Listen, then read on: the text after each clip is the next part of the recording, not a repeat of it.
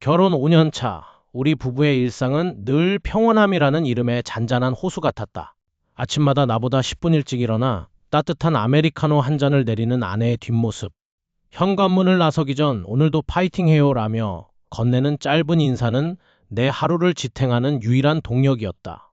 우리는 거창한 이벤트를 챙기기보다 주말이면 가까운 공원을 산책하고 퇴근길에 마트에 들러 그날 저녁 메뉴를 고민하는 그런 소소한 행복을 누리며 살았다. 나는 아내를 세상에서 가장 사랑하는 남편이었고, 아내 또한 나를 존중하며 다정하게 대해주는 사람이었다. 적어도 지난달까지는 그랬다. 어느 날부터인가 아내의 일상에 아주 미세하지만 낯선 균열이 생기기 시작했다. 평소라면 칼같이 퇴근해서 저녁상을 준비하던 사람이 갑작스러운 야근이나 회식이 잦아진 것이다. 처음에는 새로 바뀐 프로젝트 때문이라고 했다. 팀장이 워낙 업무 욕심이 많은 사람이라 다들 고생이 많다는 이야기를 듣긴 했지만, 아내의 귀가 시간이 밤 11시를 넘기는 날이 잦아지자 내 마음 한구석에 묘한 불안감이 따리를 틀기 시작했다. 여보, 오늘 너무 늦네. 회사 일 아직도 안 끝났어? 내 메시지에 돌아오는 답장은 항상 짧았다. 오늘 마무리가 좀 늦어질 것 같아. 먼저 자. 마치 무언가를 감추려는 듯 건조한 대답들. 의심은 꼬리에 꼬리를 물고 이어졌다. 혹시 내가 모르는 무슨 문제가 있는 걸까? 아니면 단순히 업무 과중일까? 꼬치꼬치 캐묻고 싶었지만 가족을 위해 늘 희생하며 헌신했던 아내였기에 나는 그저 믿고 기다리는 쪽을 택했다. 그런데 이상한 징조는 퇴근길 풍경에서도 나타났다. 어제는 퇴근길에 웬 꽃다발을 들고 왔다. 집 앞 꽃집에서 샀다는데 평소 꽃을 즐기지 않던 사람이 갑자기 왜 꽃을 샀는지 의아했다. 아내는 그냥 기분 전환을 하고 싶었다며 환하게 웃어 보였지만 그 미소 뒤에 숨겨진 무언가가 느껴져 내 가슴은 더 쿵쿵거렸다. 꽃향기 때문일까? 아니면 아내를 향한 내 의심이 너무 깊어진 탓일까?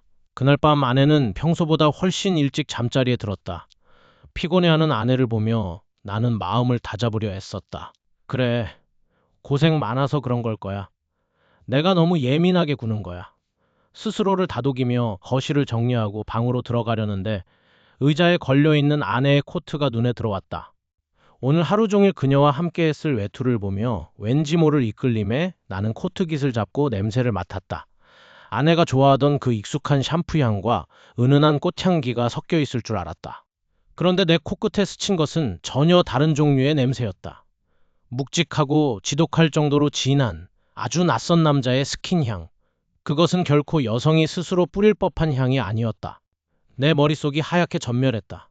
덜덜 떨리는 손으로 코트를 꽉 움켜쥐었다. 창밖으로 비치는 달빛 아래 깊은 잠에 든 아내의 숨소리가 유난히 크게 들려왔다.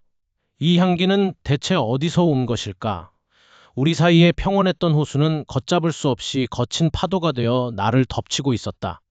띠띠띠띠, 익숙한 도어락 해제음이 울렸다. 밤 11시 45분.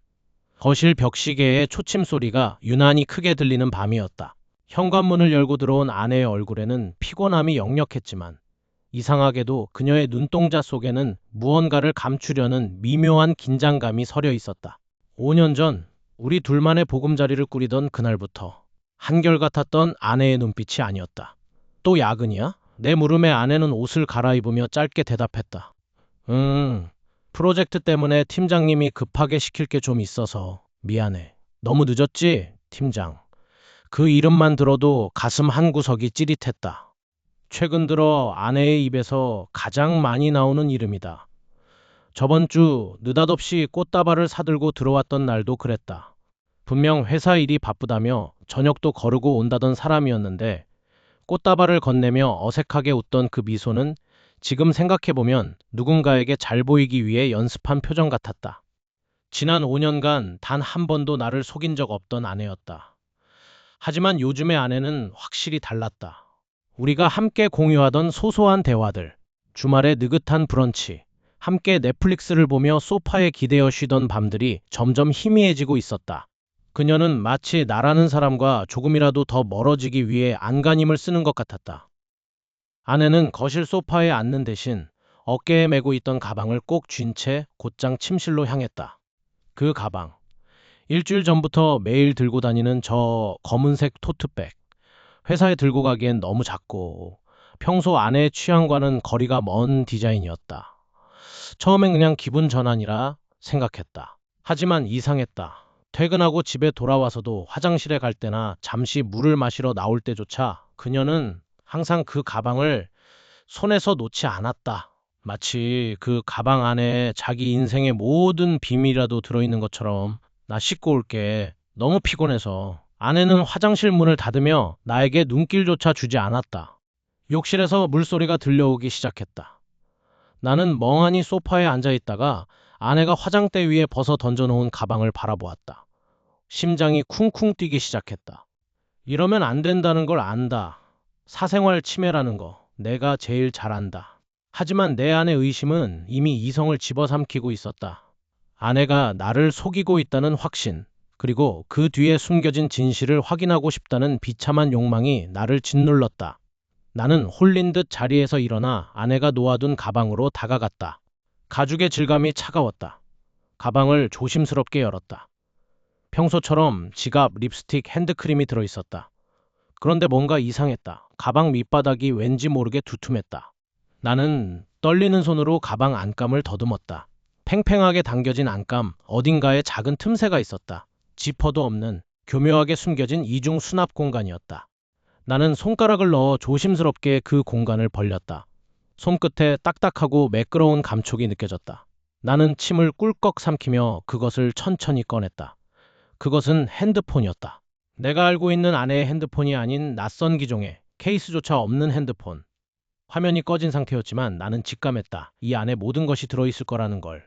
화장실에서 쏟아지는 물소리가 멀게 느껴졌다. 나는 떨리는 손으로 조심스럽게 홈 버튼을 눌렀다. 액정에 불이 들어왔다. 그리고 잠금 화면 위에 떠오른 메시지 알림 하나가 내 눈을 강타했다. 팀장, 오늘 밤 그 사람 잠들면 나와. 기다릴게. 거실은 정적만이 감돌고 있었다. 시계 초침 소리가 유난히 크게 들리는 밤. 아내가 샤워하러 들어간 틈을 타 나는 떨리는 손으로 그녀의 핸드폰을 움켜쥐었다. 심장이 갈비뼈를 뚫고 나올 듯 세차게 뛰었다. 평소의 아내라면 절대 핸드폰을 곁에 두고 자리를 비우는 일이 없었지만 오늘은 웬일인지 화장대 위에 무방비하게 놓여 있었다. 나를 향한 마지막 신뢰의 끈이었을까? 아니면 이제는 들켜도 상관없다는 오만함이었을까? 비밀번호는 여전히 우리 결혼기념일이었다. 화면이 잠금 해제되는 순간 나는 허탈함과 분노가 뒤섞인 묘한 감정을 느꼈다. 메신저 앱을 켰다. 가장 상단에 고정된 팀장이라는 세 글자가 선명하게 박혀 있었다. 손가락 끝이 미세하게 떨렸다. 대화창을 누르자마자 숨이 턱 막혔다. 수많은 야근의 증거들이 그곳에 나열되어 있었다. 오늘도 고생했어. 내일은 더 은밀하게 보자. 네, 팀장님. 남편한테는 오늘도 회사 일이 바쁘다고 둘러댔어요. 눈앞이 아찔했다. 내가 믿었던 5년의 시간이 통째로 부정당하는 기분이었다. 아내가 그토록 헌신적이라 믿었던 가정은 알고 보니 누군가의 정서적 지배 아래 철저히 조작된 허상이었다. 욕실에서 물소리가 멈췄다. 나는 황급히 핸드폰을 제자리에 두고 거실 소파로 몸을 던졌다.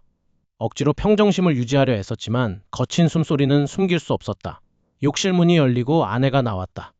젖은 머리카락에서 풍기는 샴푸 향기가 평소라면 안도감을 주었겠지만 지금은 역겨움으로 다가왔다. 그녀는 아무 일 없었다는 듯 수건으로 머리를 털며 다가와 내 옆에 앉았다. 여보, 오늘도 많이 피곤했지? 늦게까지 일하느라 고생 많았어. 나는 짐짓 아무것도 모르는 척 그녀의 눈을 똑바로 응시했다. 아내는 평소보다 조금 더 긴장한 듯한 표정으로 시선을 아래로 떨구었다. 지혜야, 요즘 너무 바쁜 거 아니야? 프로젝트가 그렇게 길어질 일인가 싶어서. 당신 얼굴 본 지가 언제인지 모르겠네. 내 말에 아내의 손끝이 미세하게 떨리는 것이 보였다. 그녀는 잠시 침묵했다. 그 침묵은 무거운 공기가 되어 거실을 가득 채웠다. 아내는 고개를 들어 나를 보았지만 그 눈동자는 초점을 잃은 채 어디론가 도망치고 싶어하는 기색이 역력했다. 미안해요. 회사가 요즘 사정이 좀 안 좋아서. 팀장님이 신경 쓸 게 많으시거든. 그녀의 목소리는 평소보다 훨씬 가늘고 힘이 없었다. 거짓말을 할 때 나타나는 특유의 습관, 눈을 피하며 손끝을 만지작거리는 행동이 내 가슴을 더 깊게 후벼 팠다. 나는 그녀의 손을 낚아채듯 잡았다. 차가웠다. 사랑하는 사람의 손이라기엔 너무나 싸늘한 감촉이었다. 팀장이라는 사람, 당신한테 너무 많은 걸 요구하는 거 아니야? 정시 퇴근할 수 있는 날은 없는 거야? 내 질문에 아내는 아무 대답도 하지 못했다. 그저 입술을 꽉 깨물 뿐이었다. 그녀의 침묵은 긍정보다 더 고통스러운 확신이었다. 나는 그녀를 붙잡고 흔들고 싶었다. 지금 당장이라도 저 핸드폰 속에 담긴 더러운 대화들을 읊어주고 싶었다. 하지만 참았다. 아직 모든 게 확실하지 않았다. 아니, 확실해졌지만 확실하지 않은 척을 해야 했다. 그래야 이 지옥 같은 진실의 끝을 볼 수 있을 것 같았다. 아내는 내 손을 뿌리치듯 떼어내고는 잠자리에 들겠다며 방으로 들어갔다. 다시 홀로 남겨진 거실. 나는 멍하니 허공을 응시하다가 다시 화장대로 향했다. 아내의 핸드폰 화면이 어둠 속에서 다시 한번 환하게 켜졌다. 띵 하고 짧은 진동음과 함께 알림창이 떴다. 나는 홀린 듯 그 화면을 응시했다. 팀장, 오늘 밤 준비는 잘 되었나? 오늘 밤은 특별하게 호텔에서 보자고. 다들 퇴근했으니까 아무도 모를 거야. 기다리고 있을게. 화면 중앙에 뜬 글자가 비수처럼 꽂혔다. 오늘 밤은 특별하게 호텔에서 보자고. 나는 덜덜 떨리는 손으로 핸드폰을 꽉 쥐었다. 심장 박동이 귀까지 울려 퍼졌다. 메시지의 마지막 문구가 뇌리를 강타했다. 오늘 밤은 잘했어. 내일도 호텔로 잊지 말고 와. 나는 멍하니 화면을 응시했다. 등 뒤로 아내가 잠든 방의 문이 굳게 닫혀 있었다. 그 방 안에서 그녀는 지금 어떤 꿈을 꾸고 있을까? 아니, 어쩌면 그녀는 지금 이 순간에도 다음 약속을 계획하고 있는지도 몰랐다. 나는 차갑게 식어가는 핸드폰을 바라보며 결코 돌아올 수 없는 강을 건너고 있음을 직감했다. 잠시 후 멈췄던 핸드폰이 다시 한번 요란하게 울렸다. 화면에는 방금 전보다 더 노골적인 메시지가 떠 있었다. 오늘 밤은 정말 완벽했어. 내일도 잊지 마. 호텔 302호로 와. 심장이 귓가에서 터질 듯이 요동치고 있었다. 손끝은 차갑게 식어 떨리고 있었지만 나는 애써 핸들을 꽉 쥐며 호흡을 가다듬었다. 아내의 회사가 있는 빌딩 앞, 가로수 그림자 속에 숨어든 내 차 안은 마치 거대한 감옥 같았다. 아내를 믿고 싶다는 마음과 눈앞에서 직접 확인해서 이 지옥 같은 의심을 끝내고 싶다는 파괴적인 충동이 머릿속에서 끊임없이 충돌했다. 시계는 밤 9시를 가리키고 있었다. 텅 빈 거리, 빌딩 로비에 환한 조명이 유독 눈부셨다. 그때였다. 로비의 유리문이 열리고 익숙한 세상에서 가장 사랑하는 뒷모습이 보였다. 아내였다. 하지만 그녀의 곁에는 팀장이 있었다. 단순히 업무적인 관계로 나란히 걷는 것이 아니었다. 아내는 팀장의 팔짱을 다정하게 끼고 있었고 팀장은 자연스럽게 아내의 어깨를 감싸 안으며 무언가 속삭이고 있었다. 두 사람의 웃음소리가 이 거리까지 들리는 것 같은 착각이 들었다. 가슴 한구석이 찌릿하고 날카로운 칼날로 베인 듯 쓰려왔다. 저게 정말 내가 알던 내 아내인가? 집에서는 지친 기색이 역력해 겨우 눈을 붙이던 그녀가 저 남자 옆에서는 그토록 편안하고 행복해 보일 수 있다는 게 도저히 믿기지 않았다. 결국 그랬던 거구나. 머릿속이 하얗게 전멸했다. 지난 5년간 우리가 쌓아온 시간들이 산산조각 나는 소리가 들리는 듯했다. 그녀가 말했던 야근, 피곤하다던 투정, 최근 들어 묘하게 겉돌던 대화들.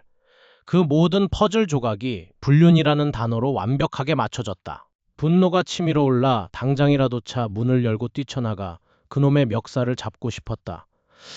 하지만 나는 짐승처럼 으르렁거리는 내 안의 충동을 억누르며 그들의 뒤를 쫓기로 했다. 기어이 끝을 봐야 했다. 증거를 확보하고 그들의 가장 추악한 순간을 내 눈에 담아 다시는 미련을 갖지 않겠다고 다짐했다. 팀장의 검은색 세단이 부드럽게 미끄러지듯 주차장을 빠져나갔다. 나는 안전거리를 유지하며 조용히 그 뒤를 밟았다. 심장이 목구멍까지 차올라 숨을 쉬기가 힘들었다.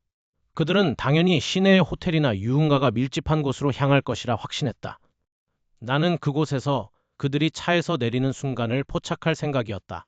머릿속에서는 이미 이혼 소송, 위자료, 그리고 그들에게 쏟아부을 저주 같은 말들을 시뮬레이션하고 있었다. 차창 밖으로 스쳐 지나가는 밤 풍경은 평소와 다를 바 없었지만 내 세상은 완전히 무너지고 있었다. 그런데 무언가 이상했다.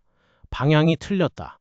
호텔이 많은 도심 쪽이 아니라 시 외곽의 한적한 국도로 차가 방향을 틀기 시작했다. 나는 당황하며 거리를 좁혔다. 왜 저리로 가는 거지? 머릿속에 수많은 물음표가 떠올랐다. 길은 점점 어두워졌고 주변에는 낮은 산세와 가로등 하나 없는 쓸쓸한 도로만이 이어졌다. 한참을 더 달린 끝에 팀장의 차가 속도를 줄였다. 익숙한 철제 울타리가 보였다. 나는 무심코 브레이크를 밟았다. 내 심장이 덜컥 내려앉았다. 그곳은 다름 아닌 우리 부모님이 입원해 계신 요양병원 정문이었다. 아내와 팀장이 지금 이 시간에 왜 하필 우리 부모님이 계신 곳으로 온 거지? 심장이 불규칙하게 요동치며 식은땀이 등줄기를 타고 흘러내렸다.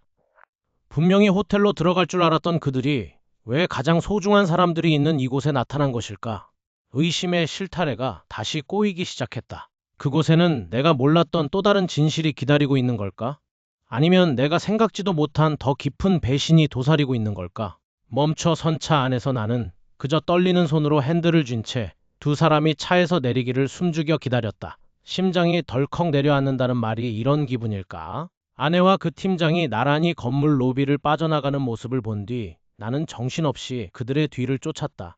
분노가 머리끝까지 치밀어 올랐지만 한편으로는 제발 내가 보고 있는 것이 착각이길, 이 상황이 어떤 오해의 연속이길 바라는 비겁한 마음이 동시에 요동쳤다. 그들은 택시를 타지 않고 익숙한 걸음으로 근처 대형 병원 정문으로 향했다. 설마 병원까지?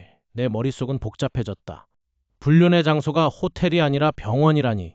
도대체 무슨 상황인지 짐작조차 할 수 없었다.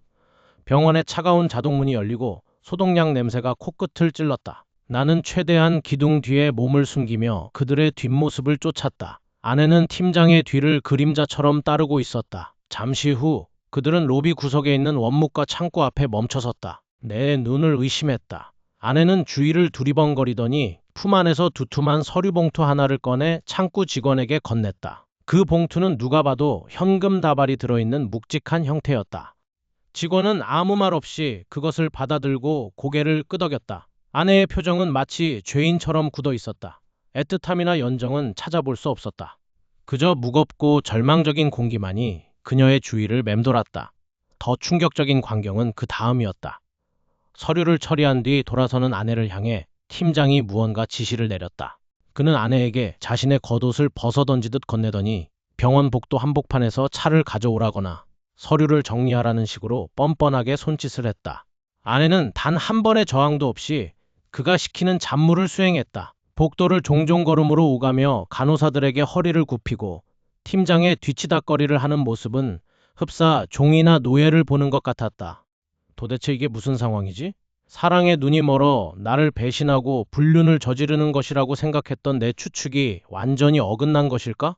그녀가 팀장에게 굴복하고 있는 것인가? 아니면 약점이 잡힌 것인가? 가슴 깊은 곳에서 치밀어 오르던 분노는 어느새 형용할 수 없는 혼란과 안쓰러움으로 변해갔다. 하지만 그가 아내의 어깨를 툭 치며 비열하게 웃는 얼굴을 보자 다시 뜨거운 열기가 가슴을 뚫고 올라왔다. 저 비열한 놈이 아내를 이렇게까지 짓밟고 있다는 사실이, 그리고 아내가 왜 나에게 이 모든 것을 숨기고 홀로 이 모욕을 견뎌왔는지 도저히 이해할 수 없었다.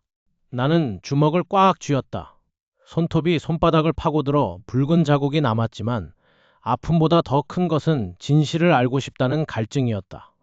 그들은 병원 복도를 지나 다시 주차장 쪽으로 향하고 있었다. 이제 더 이상 참을 수 없었다. 나는 성큼성큼 다가가 그들의 앞길을 가로막았다. 이게 도대체 무슨 짓이야? 내 목소리는 스스로도 놀랄 만큼 낮고 떨려 나왔다. 팀장의 눈이 휘둥그레지며 나를 올려다보았고 아내는 내 목소리를 듣자마자 얼어붙은 듯 멈춰섰다. 그녀의 창백해진 얼굴을 똑바로 응시했다.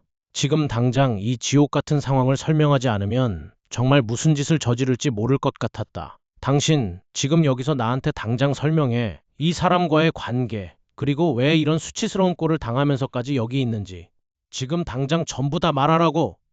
병원 복도 끝, 차가운 형광등 불빛 아래에서 아내의 뒷모습이 위태롭게 흔들리고 있었다.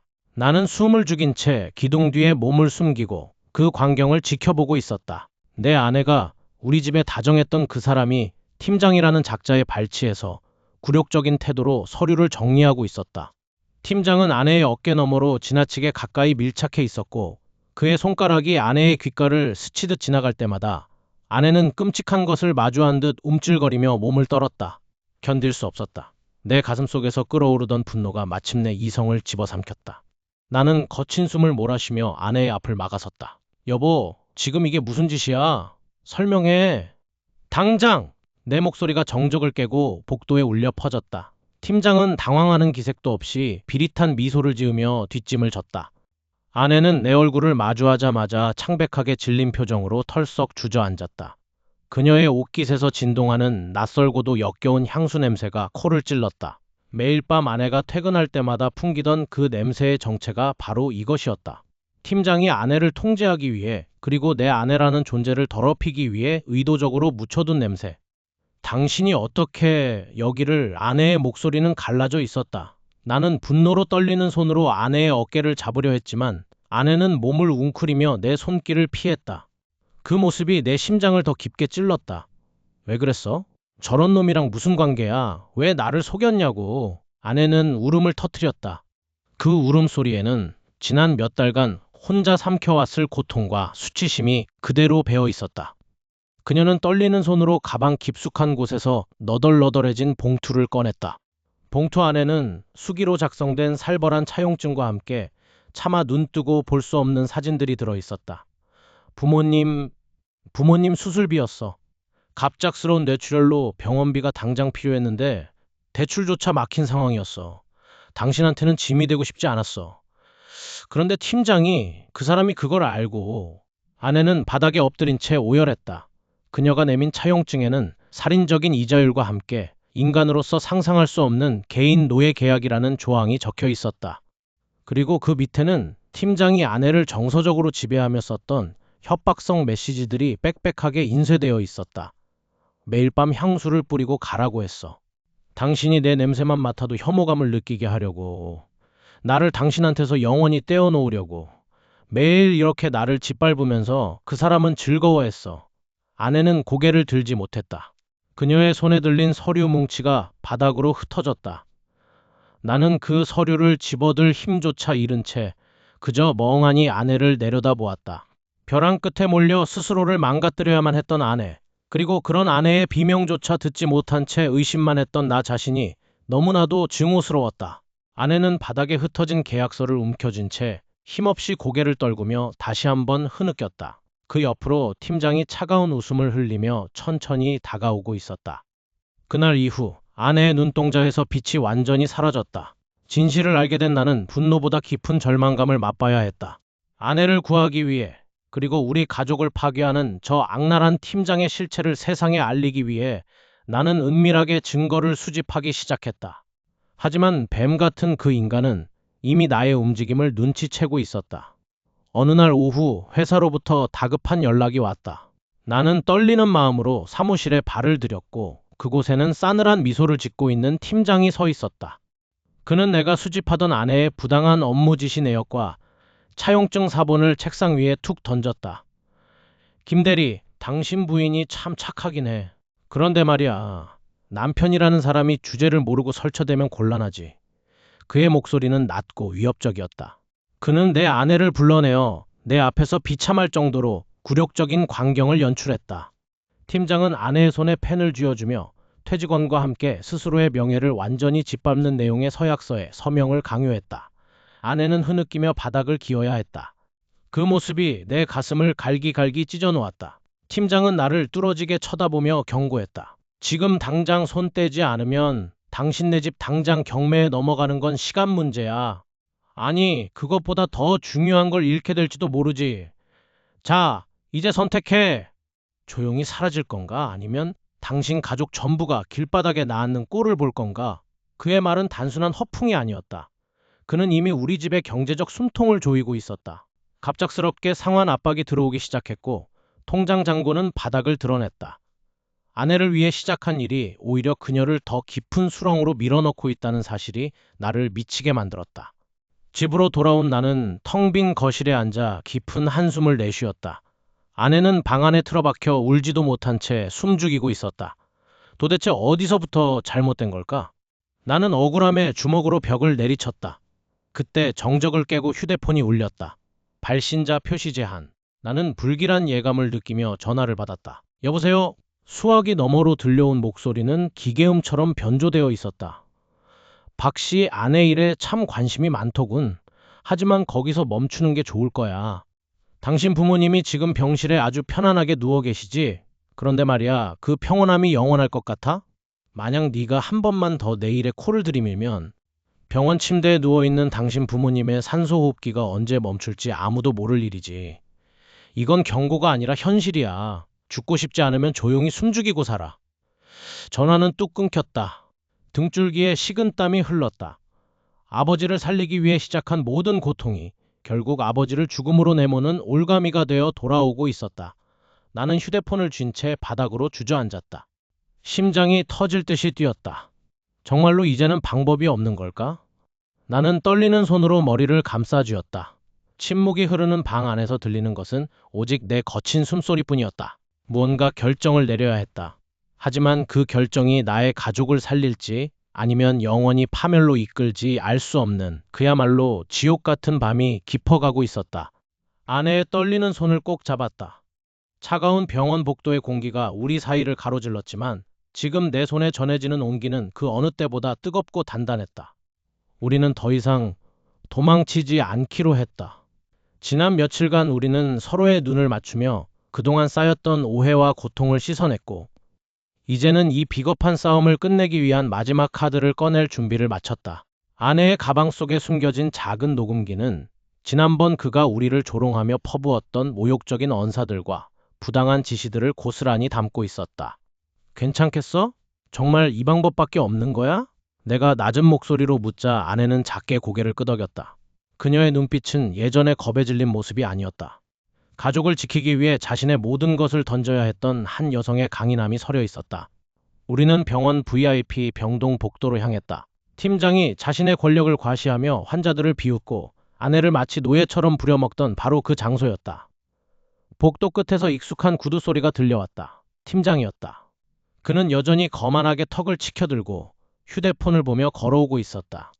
우리를 발견한 그의 얼굴에 비열한 미소가 번졌다. 어이, 아까 서류 다 처리하고 오라고 했을 텐데 벌써 다시 기어 들어온 건가? 남편까지 대동하고 아주 가관이군. 그는 우리를 앞에 두고도 전혀 위축되지 않았다. 오히려 자신이 가진 돈과 지위가 얼마나 거대한 벽인지 다시 한번 확인시켜 주려는 듯 아내를 향해 한 걸음 다가오며 위협적으로 쏘아붙였다. 너희가 아무리 발버둥 쳐봤자야. 이 병원 전체가 내 손바닥 위에 있어. 당장 무릎 꿇고 빌면 그나마 남은 빚은 조금 유예해 줄지도 모르지. 나는 분노를 억누르며 차갑게 대꾸했다. 당신이 그동안 아내에게 했던 짓들, 그리고 이 병원에서 벌인 일들 더 이상은 묵과하지 않아. 이건 협박이고 범죄야. 범죄? 증거는 있고. 애초에 이 모든 건 네 아내가 자발적으로 계약한 거라고. 팀장은 소리를 높이며 아내의 어깨를 밀쳤다. 그 순간 실랑이가 벌어지며 내 손에 들려있던 아내의 가방이 바닥으로 툭 떨어졌다. 가방이 열리며 안에 있던 휴대폰이 밖으로 튕겨나갔고 하필 그 휴대폰이 바닥에 부딪히며 화면이 강하게 충격받았다. 순간 병원 전체를 뒤흔드는 굉음과 함께 정적이 깨졌다. 지금부터 내 지시에 따라 너희 부부 인생은 내 손안에 있으니까 병원 재단 그까짓 거 돈 좀 쓰면 다 조용해져. 네가 감히 나한테 반항해? 내 휴대폰과 연동되어 있던 실시간 녹음 스트리밍 앱이 실수로 활성화된 모양이었다. 팀장의 비열한 목소리, 아내를 향한 모욕적인 언사, 그리고 그가 저지른 비리 행각들에 대한 적나라한 자백이 병원 내 중앙방송 시스템을 타고 복도 전체에 울려 퍼지기 시작했다. 지나가던 환자들과 의료진들이 걸음을 멈추고 우리 쪽을 바라보았다. 팀장의 얼굴이 사색이 되어 변해갔다. 그의 손이 미친 듯이 휴대폰을 찾으려 허공을 휘저었지만 이미 상황은 걷잡을 수 없이 커져버렸다. 스피커에서는 우리의 대화뿐만 아니라 그가 병원 자금을 횡령하고 아내를 압박했던 모든 순간의 기록이 고스란히 생중계되고 있었다. 이제 끝이었다. 팀장의 비열한 악행이 사내 게시판과 감사실을 통해 낱낱이 밝혀졌을 때 그는 마치 무너져 내리는 모래성처럼 허망하게 회사에서 끌려나갔다. 그가 휘둘렀던 권력은 그저 거품에 불과했다. 징계위원회 결과가 발표되던 날 나는 텅 빈 사무실 복도에 서서 그 소식을 들었다. 후련함보다는 지독한 허탈함이 먼저 밀려왔다. 그동안 우리가 겪었던 지옥 같은 시간들이 고작 저런 인간의 탐욕 때문이었다니 믿기지 않을 정도로 덧없었다. 집으로 돌아가는 길, 거리의 불빛들이 오늘따라 유난히 차갑게 느껴졌다. 아내는 거실 소파 구석에 웅크려 앉아 있었다. 나의 발소리에 그녀는 화들짝 놀라며 고개를 들었다. 눈가가 붉게 부어오른 그녀의 모습에 가슴 한구석이 찌릿하게 아려왔다. 우리는 아무 말 없이 한참을 서로 바라보았다. 그 침묵 속에는 지난 5년의 평온함, 그리고 지난 몇 달간의 지옥 같은 오해와 고통이 뒤섞여 있었다. 아, 다 끝났어.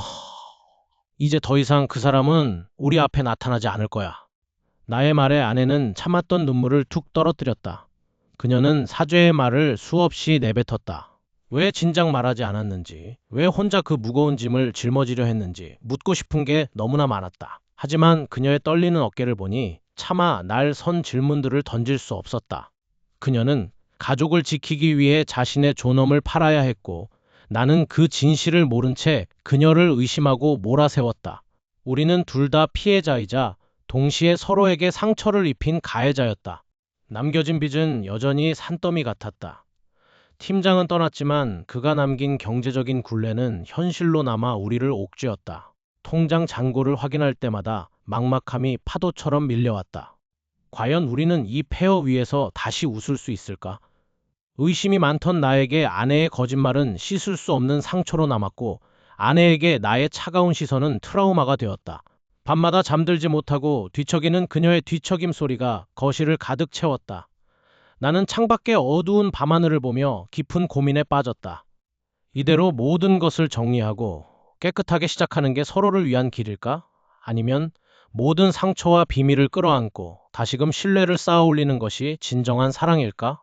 아내의 손은 차가웠지만 그녀는 내 옷자락을 놓지 않고 있었다.